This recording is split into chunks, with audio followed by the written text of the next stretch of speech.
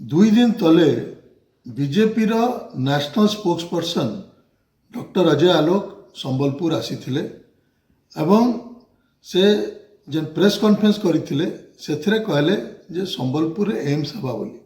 प्रथम कथा तो संबलपुर रे एम्स हवा बोली कि इथर बजेट रे घोषणा नहीं।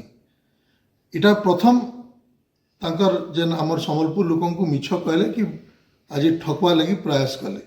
द्वितीय कथा कहले कि संबलपुर एम्स लगी एछनका 1000 एकर जगह खोजा जाउछे। आज देशर जेते एम्स होइछे सेटा 100 एकर रु 200 एकर भितरे रहिछे।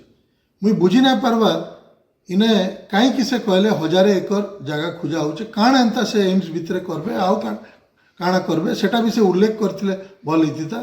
तो इटा गोटे स्पष्ट जना पड़ुछे से जानिछन हमर संबलपुरवासी हमर पश्चिम ओडिशावासी सीधा साधा लोक तांको इटा गोटे प्रकार बेड़ा बनावा लगी तांका प्रयास है।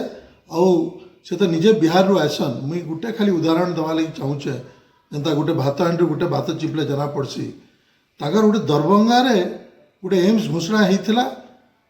एटा बजेट रे भी ताके उल्लेख कराइथिला 2015 फेब्रुआरी मासरे।